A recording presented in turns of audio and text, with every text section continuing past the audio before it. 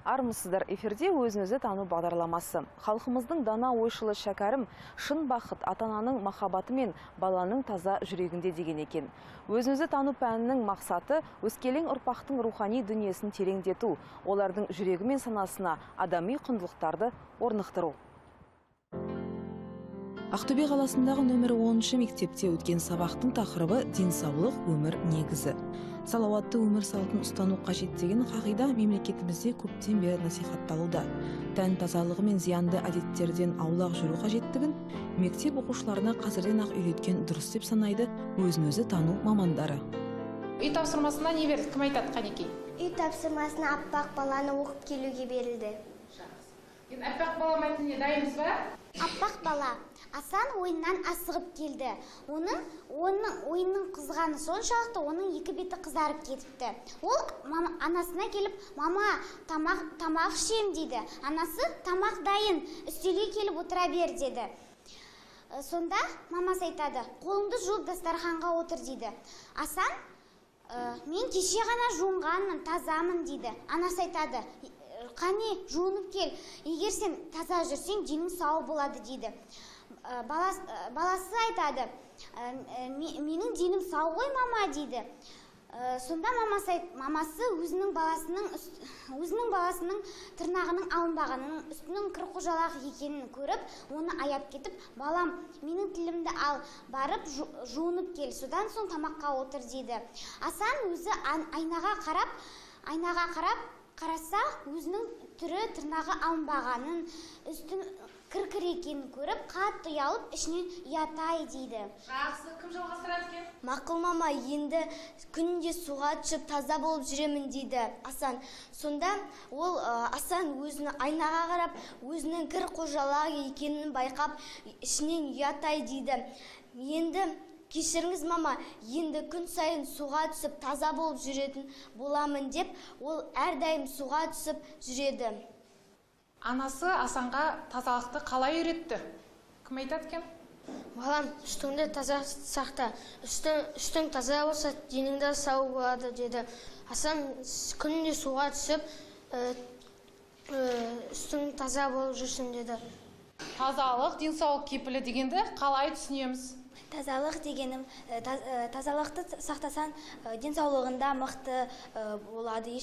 Сонда да сен ешқашан ауырмайсың. Тағы да денсаулығы мықты болу үшін сен әрдайым спортпен айналысуың керек. Және дұрыс тамақтану керек. Тағы жауап беретіндер, қай айта қойшы? Денің сау болу үшін далаға шығып, серуендеп, таза ауамен демалу керек. Тамақ алдынан бетін, қолыңды жуып, тамақ ішу керек. Бәріміз экранға назар аударайықшы. Денсаулығымыз жақсы болу үшін істеуіміз керек? Спортпен айналысу керек, дұрыс тамақтану керек. Жеке бас тазалығын сақтау керек. Күн тәртібін дұрыс сақтау керек. Табиғи шынығу керек. Балалар, мен сіздерге алып келген сыйым бар. Жемшелек жақсы көреміз ба? Иә. Қане, қазір әр топқа өздерің ұнатқан жемшелектен ала қойыңдар.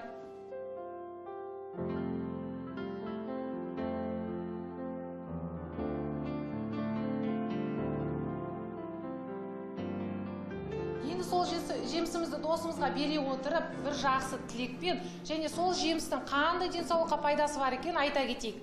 Жарай ма? Кім бастайды? Қай бірінші топтан бастайық? Бұл алма. Алмада темірлер көп, ол қанды көбейтеді, және де витаминдер көп. Сондықтан мен саған бұл алманы сыйлаймын. Рахмет. Мынау алмұрт, оның ішінде көптеген дәрумендер мен витаминдер бар. Оны жесең мықты боласың. Содан мен саған мына жеміс-жидекті бергім келеді. Рахмет. Денің сау болсын. Банан денсаулыққа пайдалы. Оның ішінде С, Д дәрумендері бар. Оны жесең мықты боласың. Мен саған сыйлағым келеді. Бұл лимон. Лимон өте пайдалы. Лимонда С витамині бар. Оны жесең ауырмайсың. Сондықтан саған лимонды сыйлағым келеді. Ауырма. Рахмет. Бұл жемістің аты киви. Бұл жемістен көп 10 шақты дәрумендер бар. Оны жесең ауырмайсың. Сондықтан мен осы жемісті саған сыйлаймын. Денің сау болсын. Рахмет. Бұл жемістің аты алма. Алма өте дәмді әрі адамға пайдалы. Егер алманы көп жесең, сенің денсаулығың мықты болады. Алманың ішінде А витамині болады. Алманың ішінде темірлер өте көп болады. Олар сенің қаныңды толықтыруға көмектеседі. Сондықтан бұл жемісті мен саған сыйлаймын. Денсаулығың көп болсын, мықты болсын. Жақсы, енді шығармашылық жұмыс. Қазір әр топ бүгінгі тақырыпқа байланысты денсаулық өмір негізі. Соған байланысты 5 жол өлең шығарады. Шығармашылық тапсырма әр баланың бойында бар қабілеттерді дамыту үшін қажет. Өйткені өзін-өзі тану пәнінде оқушының терең ойлап, еркін сөйлеуі маңызды. Оқушылар бұл сабақта өздерін еркін ұстайды, барлық өздерінің толық аша білетіндей, барлығын өздері қажеттіліктерін түсіне білетіндей, осы өмірдегі құндылықтарын өздері аша біледі. Жалпы оқушылардың өзін тануға деген көзқарасы өте жақсы, балалар өте жақсы қызығушылықпен жоғарғы аса зор мән беріп тыңдайды. Барлығы осы пәнге деген сүйіспеншіліктері өте жоғарғы болғандықтан, осы пәннің болуын асыға күтіп, барлығы да өз ынта ықыластарын, зейіндерін қойып, сабақты зор осындай ықыласпен орындап отырады. Денсаулық. Басты байлық денсаулық. Денсаулық ол жүрдің. Көңіл күйің жадырап, ешбір жерің ауырмай, керек жақсы денсаулық.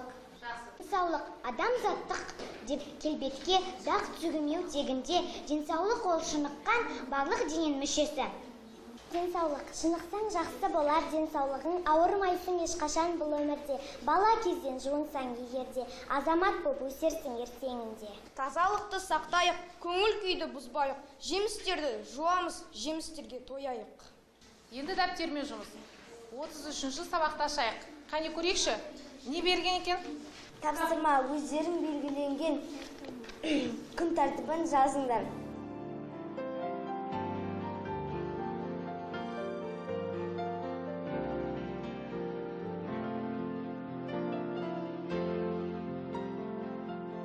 Дүйсенбі күні менде сағат 14:00-ден бастап 16:00-ге дейін би болады. Сейсенбі күні менде сағат 13:00-ден бастап 14:00-ге дейін домбыра бар. Сәрсенбі күні менде сағат 13:45-ден бастап 15:45-ге дейін бассейн бар. Бейсенбі менде сағат 15:15-ден бастап 16:15-ге дейін теннис. Жұма күні менде сағат 17:00-ден бастап 18:00-ге дейін вокал. Сенбі күні менде сағат 15:45-ге дейін 17:45-ге дейін сурет. Жексенбі менде сағат 10:00-ден бастап 19:00-ге дейін достармен ойнаймын. Осыдан 12 жыл бұрын білім беру бағдарламасына енгізілген өзін-өзі тану пәні қазіргі таңда рухани құндылықтарды насихаттауға бағытталуда. Бүлдіршіндерді адамгершілік, мейірбандық, қайырымдылық секілді қасиеттерге баулу адамзат атаулының бейбіт әлемде өмір сүруіне негіз бола алады. Өзін-өзін тану пәнінің негізін бастаушы Сара Алпысқызына рахметімізді айтамыз, ризашылығымызды білдіреміз. Себебі ата-аналар тарапынан біздерден кетіп жатқан кішкене олқылықтарды осы өзін-өзін тану пәні жөндейді деп түсінемін. Себебі бұл пән отанды сыйлау, жан-жағында қарым-қатынастармен жақсы сыйластыққа бару, не осы туралы айтылады, солай ма? Иә. Бәріміз келіп ортаға шығайықшы шеңберге. Ол білесің не дейді. Ал әнді бастайық. Бала тілегі.